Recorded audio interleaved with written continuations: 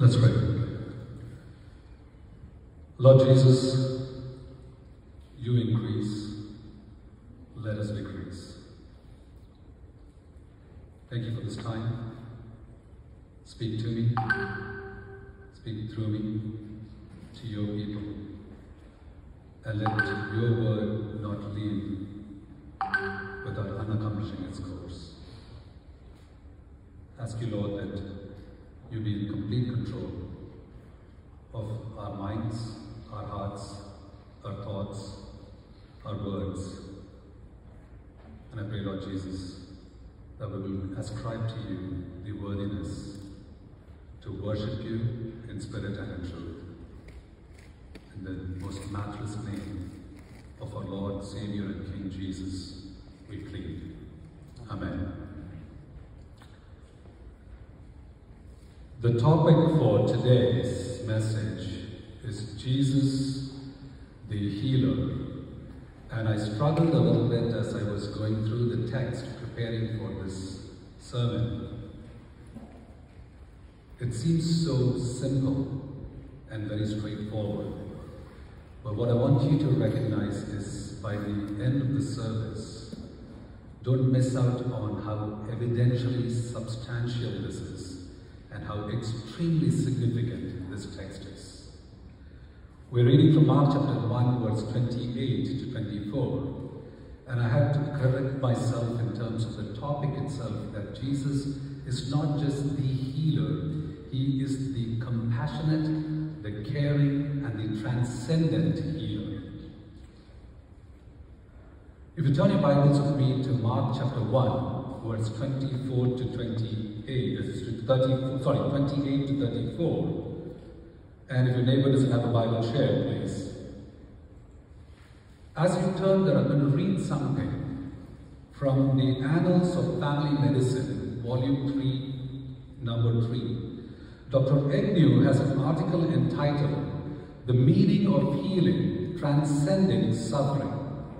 And in that article he writes, as this is published in this journal, medicine is traditionally considered a healing profession, but it has neither an operational definition of healing nor an explanation of its mechanisms beyond the physiological processes related to curing. In the results of his study, he finds out, and this is what he writes, healing was associated with the themes of wholeness, narrative, and spirituality. Healing is an intensely personal, subjective experience involving a reconciliation of the meaning an individual ascribes to distressing events with his or her perception of wholeness as a person. The confusion concerning healing in medicine is evidenced by the lack of consensus about its meaning. If you were to ask somebody, what does healing mean? You're going to get a lot of different responses. And that's exactly what this research article is actually publishing. And it says, yet medicine promotes no operational definition of healing, nor does it provide any explanation of its mechanism, save those describing narrow physiological processes associated with curing diseases. Most medical literature address holistic healing and using the word in their title, but they never define the term. That medicine has no accepted definition of holistic healing is a curiosity. In conclusion, what this article that's published in the Annals of Family Medicine is essentially saying that we do not have a definition by medicine itself, an operational definition of healing. And the closest that they can come to describing healing is a physiological cure. There is nothing to do about care. Now hold on to that thought and we'll come back to that towards the end of this sermon. Mark chapter 1 verse 28. And immediately his fame spread abroad throughout all the regions round about Galilee. The word immediately implies and tells us that something happened before. And what happens before in that text, as we've been going through expository in the book of Mark, we've been seeing that Mark chapter 1 starts off with Jesus being declared that it is his gospel, that he is Jesus the Christ, the Son of God, meaning to say that he is God. Secondly, it goes on to talking about his baptism, followed immediately by his temptation as he is led into the wilderness to be tempted by the devil, and yet he comes out victorious without sin. And then we see that he's calling his first disciples. As he calls his first disciples, he then goes on into the synagogue after he calls disciples. And then in the synagogue, or this Jewish temple, essentially what happens is a fascinating account of the healing of a man with an unclean spirit takes place, where he shows that he has authority over spiritual forces and over spiritual forces of darkness, that Jesus is the one who has the final say in all matters of life.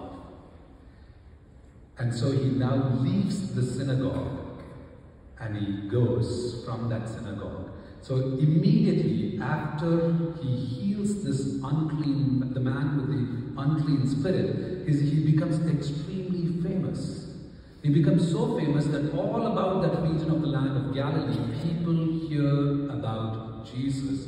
The one where they asked this question in the synagogue, the question about Jesus that was asked, which was, what is this?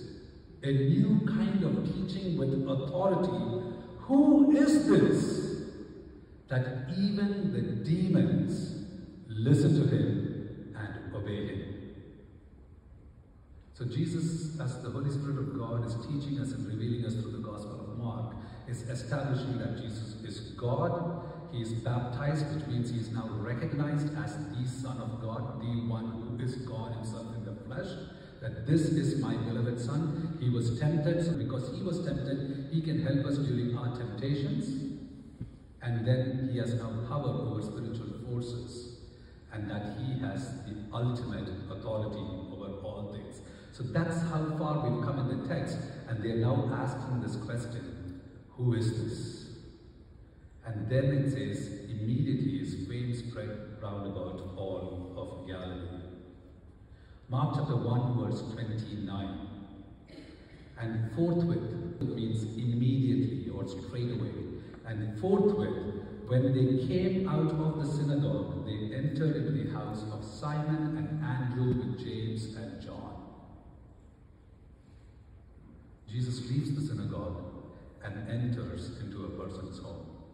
That home was that of Simon and his brother Andrew and his friends, or as we see earlier in the text, as he calls the disciples, they were his business partners, or they were people who were working in the fishing business with him.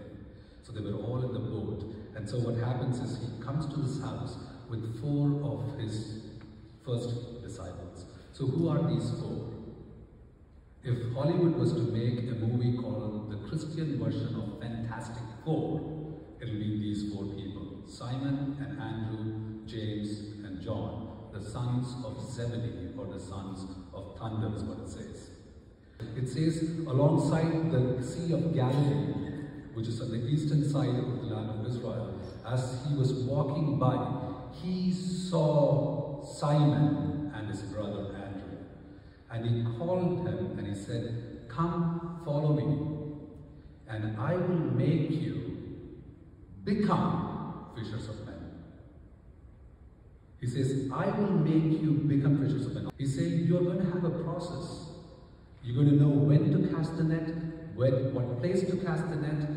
God will give you the wisdom and the spirit to be able to lead you to know when to share, to bring people into the kingdom. He's saying, I'm not taking you out of the fishing industry. I'm taking you out of what you are doing today to sustain your physical part of life.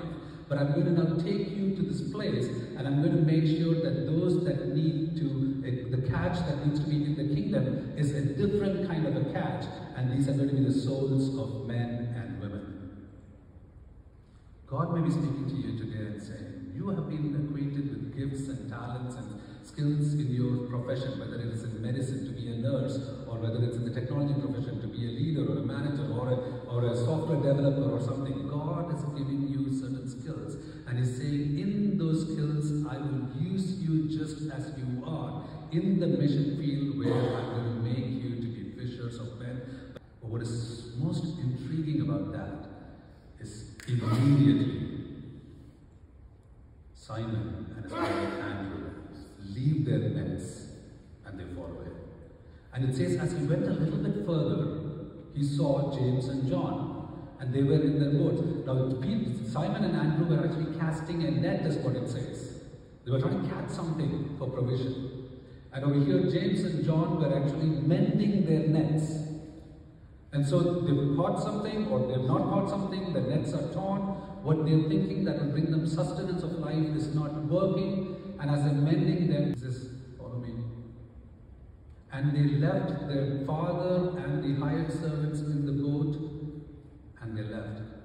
The point of that text is this, that God's Holy Spirit is going to wrestle with our hearts. If today I am calling you to serve the Lord, are you going to be willing to give up your nets, your work, your profession? And then he takes it even further. Are you going to be willing to give up your family? There are sacrifices in being in the ministry of God. It's easy to be a Christian and to be a professing Christian, present company included. I'll be the first to be guilty of that. It is hard to be a practicing Christian. If God calls you to that, what are you willing to give up? He doesn't say, in fact, it's interesting because immediately after that, we see that he goes into the house of Peter, or Simon, aka Peter, and Andrew, which means Peter didn't leave his family as such. But God was like, you focus on me, I will take care of you and your household. It's not easy. Broad is the road that leads to destruction, narrow is the road that leads to life. And this call is not a call that is just a bed of roses. It is paved with thorns. Thorns that actually ended up becoming the very crown of Christ Jesus. What are you willing to give up? What am I willing to give up? Immediately. Now what is interesting is, that text says, he left the synagogue, he entered a house. He left the synagogue and entered a house. People go to temples, to mosques, to churches to find God. Jesus is the God who comes to your house. Just as much as he is interested in his Father's house, in the building of his church, he is just as much interested in entering into your house to be the God that he is, a God of the family. We may feel like he's nowhere around, but God is saying, through the scripture, Jesus is that God who doesn't just concern himself with matters in the church. He is interested in matters in your house, in your life, at your home. That's a beautiful picture of an amazing God that we have. There's something sad that's going to happen today after this service. It's going to be extremely sad. And that sadness is this. There'll be many of us who will leave Jesus in the church and not take him home. What do I mean by that? You go home, the practical application of that is this. Monday through Saturday, we will live a lifestyle that does not align with the lifestyle we live on Sunday. We'll meet Jesus over here, but are you willing to take him home? That's the call that he's saying. He had to leave the church, the synagogue, to enter into their house. A good litmus test for us to recognize is this. Go compare your routine on a Monday, Tuesday, Wednesday, Thursday, Friday, Saturday, and compare that routine as to how that is different or aligned on a Sunday. And you can answer that question. Did I take Jesus home with me or not? This is not an easy saying, brothers and sisters. This is hard. Calling is hard. The ministry work is hard. To serve in your workplaces, in your studies, in your professions. The example that he wants us to live. At home, to be the loving father, to be the loving husband, to be the loving wife, to be the loving daughter, the son, or the grandchild. It is hard. But don't leave Jesus at the church. Take him home with you. Mark chapter 1 verse 30 to 31. But Simon's mother-in-law, or wife's mother, lay sick of a fever, and immediately they tell him of her. And he came and took her by the hand and lifted her up, and immediately the fever left her, and she ministered unto them. I think Mark's favorite word is immediately. If you go read that text in the whole Gospel, 16 chapters, shortest of the Gospels, jam-packed with action. He keeps using the word immediately, immediately, immediately, immediately. He left this, he went there. Immediately, he went to Simon's mother-in-law. So we hear what's happening in terms of observation of this text is simple, that people come and tell Jesus, Simon's mother is sick, which meaning to say, they were actually implying to say, well, somebody should have tended to you now that you've come here after the Sabbath. Now on the day that he was in the synagogue was the day of the Sabbath, is what the Bible records, which means the healing of the unclean spirit was done on Sabbath. Keep a note on that point. I'll get back to that in a couple of minutes here. So he goes, they tell him, she's probably not going to be able to tend to you. Jesus doesn't ask, what is she suffering with? None of that stuff. He goes straight to her. He takes her by her hand, lifts her up, and the fever leaves her immediately. And then it says that she ministered unto them. Here we see the very power of Jesus, not just over demonic strongholds, but it is over disease itself. And by the time we end the book of Mark, you will recognize that Jesus will have the power over death itself. An amazing picture of a God who is indescribable. And that's the God that we call our God. So he lifts her up, he held her by her hand, is what it says. I also want us to recognize something. It says that she was suffering from a fever. Today, if I'm suffering from a fever, I actually don't even sometimes pray about it. I go pop an aspirin or a Tylenol. I don't know about you, but me, that's what I do. I think what is natural in the physical sense to do what I think will cure me. But here in this situation, Jesus is like, I have power over disease, but I don't just have power over the strongest of diseases, over the mundane, common things of life, a fever. The common things of life, Jesus is dealing with people. And in the common, mundane things of your life, call on him, and he will be there to give you that healing touch that you so desire and seek. When disease encounters the healer, it cannot stay. Period. Mark chapter 1 verse 32 to 34. And at even or evening, when the sun did set, they brought unto him all that were diseased, and them that were possessed with devils.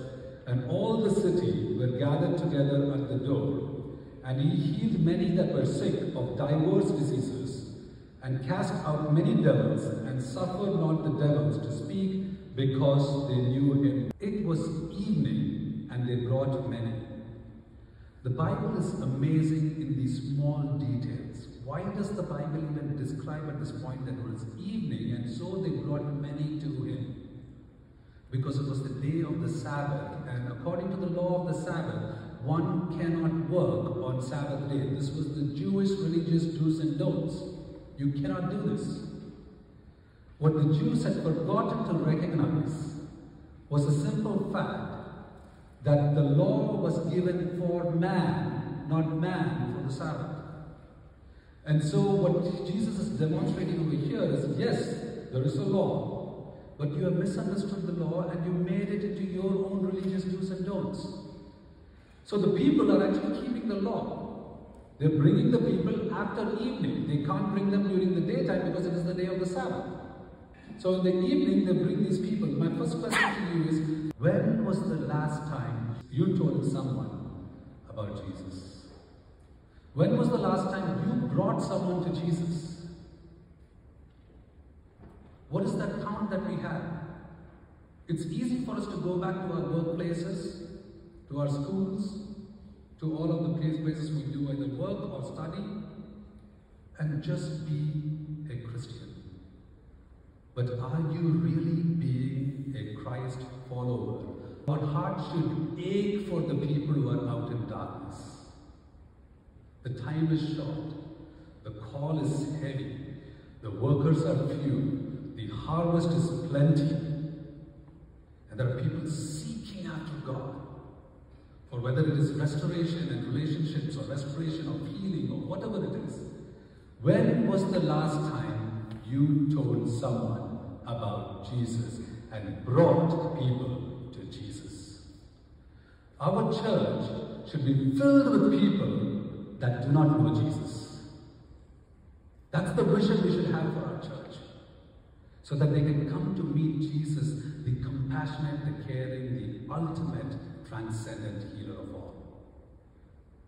And so they bring these people and they brought them after the Sabbath day was over. In other words, what that Bible is teaching us at that point is that in our understanding, with our limited faculties of wisdom and knowledge, we would actually be there, and some of us may be there to even point a finger at Jesus and say, Jesus, you are a lawbreaker. You broke the law. Your behavior is not consistent with somebody who should be a savior of the world or somebody who is a Christian. I want us to recognize something. This person that we worship, Jesus, is about relationships. It's not about religious do's and don'ts. We have made it to be that. Thou shalt not, thou shalt. Are they good? Absolutely. You need to have boundaries. Freedom is best expressed when there is boundaries. When a fish says that I want to go outside of the boundaries of freedom and I'm going to fly and not be confined to the water body, it will die. God gives us his boundaries, and Romans chapter 7 says, this law is perfect, it is just, and it is good for us.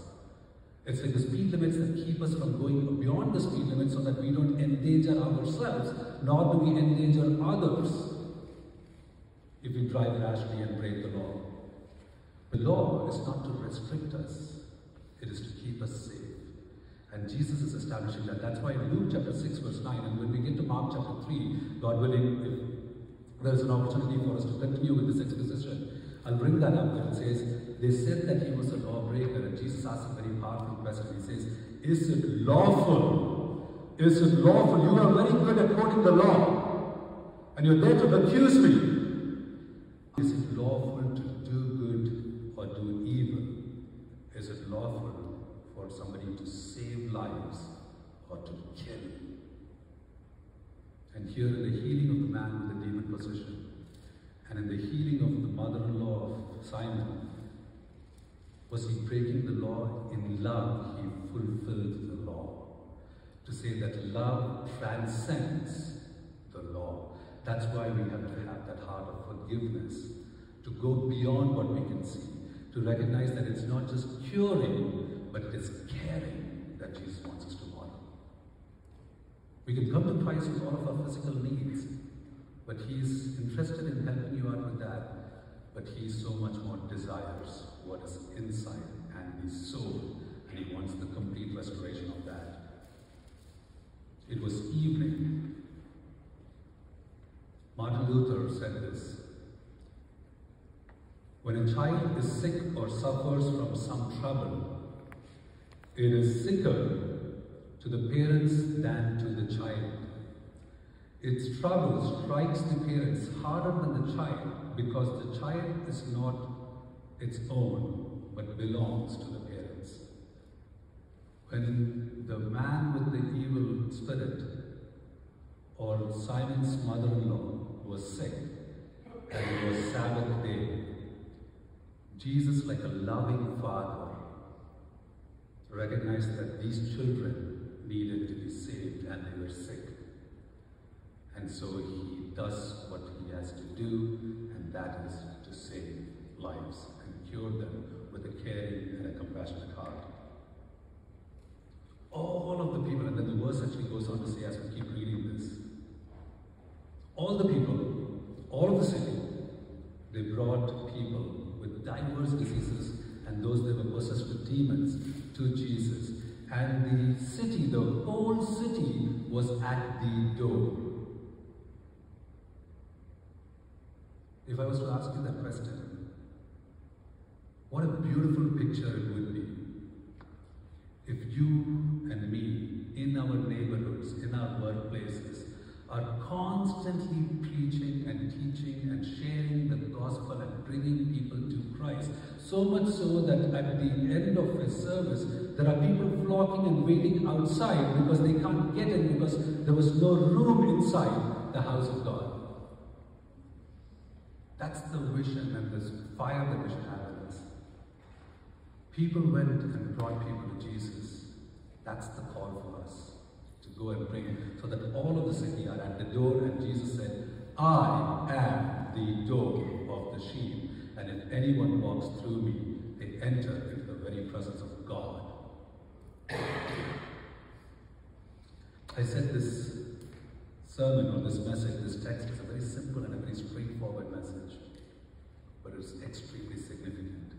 And the significance comes with this last part of the sermon. The bad news and the good news. The bad news is that there is a kind of sickness that plagues man, and everyone suffers from it. Everyone, no one excluded. And this sickness is far deadlier than any physical ailment. James chapter 5 verse 16 says, confess your faults or your sins one to another and pray one for another that you may be healed. That verse is taking the word sin and it brings the word healing into picture. The sickness that we are suffering from is the sickness of sin itself. It is far more corrosive, like a pathogen, a virus, a cancer that brings death. Because we read that the wages of sin is death. The bad news is this: everyone suffers from this sickness. Romans chapter 3 verse 23, for all have sinned and fallen short of the glory of God, meaning to say everyone is sick and we need a healing. And Romans chapter 6 verse 23, it establishes for us the wages of sin is death, but the gift of God is eternal life through Jesus Christ our Lord. There is not one who is righteous. Not one.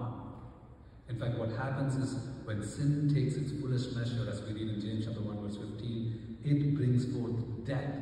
There will be the cycle of lust, the desire for yourself, the desire for more, the desire to covet, the desire to have things for yourself, whether it is in the areas of positions, whether it is in the areas of power, whether it is in the areas of possessions, whatever it is. We want more. And that lust will lead to sin, and that sin will lead to death. James 1:15. And there is not one that escapes that. In fact, Romans chapter 3 verse 10 to 12 is very clear, and it says, as it is written, none is righteous, no, not one. No one understands, no one seeks for God. All have turned aside. Together they become worthless. No one does good, not even one. The most pious of a saint, a sadhu as we would call in India, is still a sinner. But that's the bad news, and the really bad news, that what we deserve for that sickness is death. The good news is that God does not want any of us to be sick. In fact, it says when His kingdom gets established, in Revelation chapter 21, we read verse 3 and 4, and I heard a great voice out of heaven saying, behold, the tabernacle of God is with men, and He will dwell with them. And they shall be His people, and God Himself shall be with them and be their God, and God shall wipe away every tear from their eyes, and there shall be no more death, neither sorrow, nor crying, neither shall be any more pain, for the former things have passed away. When I read that text, the very thing that it makes me want to do, that we should always say, Lord, come fast. Come, Maranatha, come, Lord Jesus. Cry out to Him for His kingdom to come. But He's given us this time on earth to be able to restore people into that kingdom of His, so that no one is left behind. No one is left in the state that they are in, which is in the state of sin that will lead to death. Romans 6:23 establishes that Jesus is that healer. Wages of sin is death, but the healer, the gift of God, is Jesus Christ. For the very first time, when the word or the word of healing that is used with the word, with the name of the Lord, the first time it is used where it said, this is the Lord my healer, or the Lord our healer, the Lord is healer, is Jehovah Rapha or Yahweh Rapha, which we read in the book of Exodus chapter 15 verse 25-26, where actually it says, the Lord is saying unto them, if you follow me and you keep my words, if you hearken unto me, if you do what I'm asking you to do, and you obey, and you follow them diligently, then I will bring none of the diseases that I put on the Egyptians upon you, for my name is Yahweh Rapha, for my name is Jehovah the healer. Rapha over there means to restore, to rebuild, to be able to repair that which is broken. And the context is this, when God makes that declaration. The Israelites have just come out of an amazing miracle where the Red Sea has parted. There is water everywhere, but God makes way that the waters part so that they can move towards the promised land. And they come out of the crossing of the Red Sea and they come to a wilderness. The wilderness is a wilderness called Shur. And so they come to this wilderness, and in that wilderness they travel for 3 days. And it says in the Bible in Exodus chapter 15 that they found no water. They just came out of a water body that was full of water to a place that is parched and dry, but there is absolutely no water. And for 3 days they're traveling to find no water. And what do? They do exactly what I do or what you do. They grumble. Where is that miracle that took place where they saw the very awesome power of God? And in our lives, we may see God move mountains and do these fascinating, amazing miracles in our life. And we're like, oh my God, I can't even believe that you've been with me so far. And then when we come to the simple physical needs of our life, whether it's just the things to be able to meet the provisionary aspects of being able to sustain life, we then question God and we grumble. So Moses, it says, he went and cried out to God. It's like he cried out to God, what do I do? And the Bible says that God showed him a tree. And he took the tree and he cast it into the water. So they come to a place called Mara. In fact, they come to this place where there's no water, and then they come to this place called Mara, which is actually a place where there is water. But when they drank of the water, it was bitter. They could not drink it. And so as they grumble, Moses is shown this tree, and Moses takes the tree and puts it into the water, and the water becomes sweet. And they drank and they were refreshed. Moses was shown a tree. We grumble when we look at the physical needs that needs to be met, not recognizing that Jesus can take the very bitterness of our life and make it the most palatable and sweet, sweeter than honey from the comb. The question is, are you going to trust Him or not? To be having that same authority over demons, over diseases in your life today. Physical healing, yes, needed. Spiritual healing, not an option. You have to be healed in order to be restored into the kingdom of God.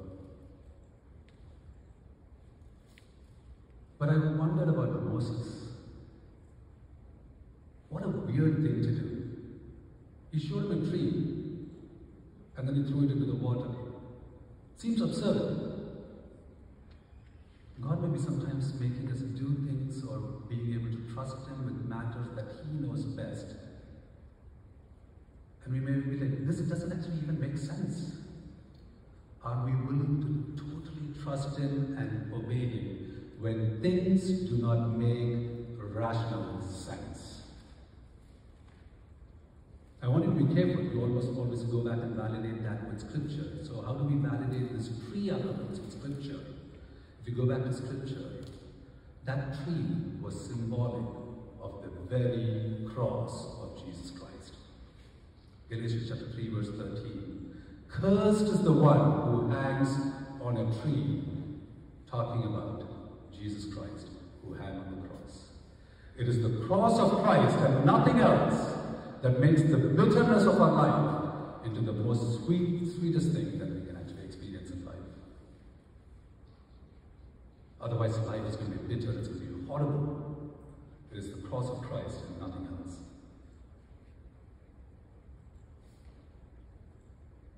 I started this sermon by saying, medicine does not have an operational definition for healing.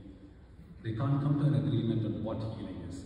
The maximum they've been able to get to after years of medical research and study is to be able to come and publish these articles and say, we don't have a consensus on the very definition of healing. We can't go beyond just physiological cure. There is no element of care at all or compassion in this whole concept of medicine that we know of. I don't know what is the healing you see, whether it's for your own self, whether it's for a loved one that is suffering. It may be in the areas of health. It may be in the areas of your relationship, whether it is with family, whether it is with friends, whether it's at work, in areas of the things that are resources that you need. I do not know whether it's between father and son, father and daughter, mother and son, mother and daughter. I do not know what those relationship challenges are, or what is that healing you see. And medicine cannot give you that cure. What I can tell you though is when holistic and wholeness in terms of restoration of mind, body and soul, that is found in none other than Jesus, the compassionate and caring healer, the transcendent healer. That article said that healing, I can come to the closest definition, is transcending suffering. And we all suffer. I cannot promise you a healing. Don't walk away from here saying that God will heal me of all things. If it is in His perfect permissive will, absolutely He will do it. But if it is not in His perfect permissive will, and He wants to leave the thorn in your flesh for us to keep us humble, so be it. Amen. Praise be to God. I can't promise you healing, but I can promise you and I can point you one thing. I can point you to the healer. And that healer is Yahweh Rapha, or in other words, Yeshua Rapha. Jesus, the one who heals. What is this healing that he is talking about? Turn with me to the book of Isaiah, chapter 53. Reading from verse 2. All I can do is I can read the scripture and I pray that the Holy Spirit will speak to your hearts. For he, that is Jesus, grew up before him like a young plant, and like a root out of dry ground. He had no form or majesty that we should even look at him, and no beauty that we should desire him. He was a very comely person. He was just it seemed to be very ordinary. An extraordinary God veiled in ordinary flesh. He was despised and rejected by men, a man of sorrows and acquainted with grief. This is not actually the biodata or the biography that I would like to read about anybody. Leave aside the very King of Kings and the Lord of Lords, the one who created the universe. And this is what is said of him. And as one from whom men hid their faces. When do we hide something? When do we hide our faces from someone? When something is not looking good. The goodness of God veiled in flesh in Jesus Christ. And this is the description of him, our God. That men hide their faces. Are you hiding your face from God today? He's not hiding his face from you. How far are you going to run? He was despised and we esteemed him not. Surely, he has borne our griefs You know, we cry out and say, oh my God, how grievous this life is for us. He bore our griefs and carried our sorrows. Yet, the prophet is writing just as what we do. Oh, he must have been somebody that really was under the curse of God. So he was smitten and stricken by God himself.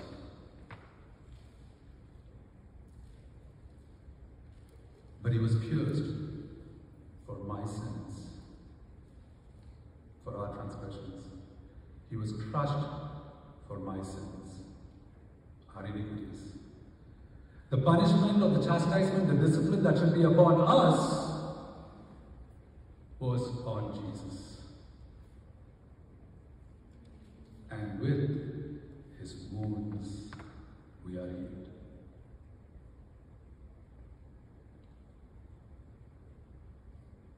All we, like sheep, have just gone astray. We have turned everyone to his own way. That's my biography. Walking away from God to our own ways. And the Lord has laid on him the sins of us all.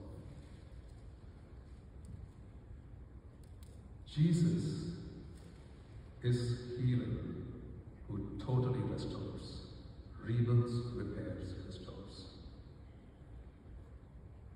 And you may be over here. Now all this is for a message for a person who actually doesn't know Jesus. I already believed in the Lord Jesus Christ. I don't want you to lose focus of something that is in the text that we just went over. Mark chapter 1, where it talks about the healing of the mother-in-law. As soon as she was healed, it said she went up and she ministered unto them. We are saved to serve. We can't escape that. The miracle was not just that the mother-in-law was healed of her fever, but she was completely restored. If you've been down with fever and you come out of fever, it takes some time for us to be in our full strength, to be regained strength, to be able to do something. But she immediately went and ministered unto them, is what it says. And it says she ministered unto them, not unto him alone. The fallacy in Christendom and in Christianity or in the churches is that we think we are serving Christ, but we can completely ignore the service of his people. But here it teaches us that she went and she served him and the people that were with him. She ministered unto them. Because the church or the people of God is a body of Christ. It is like this. I've used this illustration before. It is like this. I can go to somebody who is married. I can say, I love you, brother, but your wife I cannot stand. You can't say that I love Jesus, but I can't stand his people. They're the very bride of Christ. They're the body of Christ. It doesn't work. He's like, really? You love me? That's only the question that asks us. We are saved to serve. We are cured to be cared for so we can care for others. That is the beauty of this gospel that is given unto us. In fact, the whole book of Mark, the very theme of Mark, as people would say, is this: the King who is his servant. Mark chapter 10 verse 45. For the Son of Man, Jesus Christ, did not come to be served, but to serve. So in closing, God's speaking to each one of us. He's tugging the rope against our hearts. And he's asking you that question. What are you going to do? How are you going to respond? Are you going to be actually following me straight away? Are you going to trust in your nets, which is your profession? Are you going to be trusting in your family, Zebedee? Or are you going to leave that and come follow me and trust me, make the sacrifices that are needed, so that we can actually enter into people's homes, we can enter into people's lives? Jesus, the Bible says, Jesus held her by her hand and lifted her up. Psalm 40 says, and he has lifted me out of this mighty clay of sin, of this pit of sin. In fact, the Bible in the Hebrew says, it was a horrible pit. And he set my foot on a rock and put a new song in my mouth. And that new song is to declare the praises of Jesus Christ and to share with others who Jesus is. When is it going to be when you're going to bring another person to Christ to meet with Jesus into his family. We sang earlier, He's mighty to save. He's mighty to save. Everybody needs forgiveness. The kindness of a Savior. Everybody needs compassion. And Jesus is the compassionate, the caring, the loving, the transcendent healer of all. Medicine cannot prove it for us. Medicine cannot give us a definition. The definition and the healer is in the Bible, and that is the place that we go to seek the healing. So I want to ask you, I want you to think about what is the places in my life that I am bitter and I need the cross of Christ to come and make it sweet. What are the places in my life that I have to come into God to say, Lord, I want to serve you, to minister unto you and your people? What are those places? At the end of it, God sees our faithfulness. He doesn't see our accomplishments. I want you to recognize that. Time is short, very short. 70 years if we are lucky to live that long. So it's between now and that 70 years, as Psalm 90 says. In that time span, what are we going to do to respond to the healer who healed us from the sin state that we were in by his wounds? The place we rightfully belong is actually the cross. And he took that for you and me. So go into a time of prayer in your hearts, introspect as they sing and they lead us to recognize that Jesus is the one who is mighty to save. Lord, we pray as we come to your presence. A simple text, very straightforward, and let us not lose its meaning. That you have the power over disease, and you have the power over death itself and sin. Thank you for the cross, the tree on which you hung, by which the curse of the law is lifted. So we don't succumb and fall into the fallacy of being the religious do's and don'ts people. But instead, Lord, teach us, mold us, mend us, repair us, rebuild us, and restore us. Break us so you can build us to be faithful in your service. And if there's anybody over here who's never put their trust in you, I pray today is the day that they will give their life to you, that they will believe in Jesus Christ, the healer above all, who healed us from sin itself and its penalty, which is death. Let them today say, Lord Jesus, I believe in you. There is no God like you, who finds me in my home, who doesn't just stay in the church, who comes after me, who takes care of the mundane, the common matters of my life. I pray for restoration in relationships. I pray for the healing that is needed, whether it's somebody who's suffering from a physical issue or so. If it is in your perfect, permissive will, Lord, I pray that your healing touch will be on them and that they will experience your touch. And most importantly, I pray, Lord Jesus, that at the end of this time, we will not leave this place, leaving you back at church, but we will take you home. Enter into our hearts, enter into our lives, and be with us. And let your whole healing and caring and compassionate hand hold us through the rest of the week. Lord Jesus, we thank you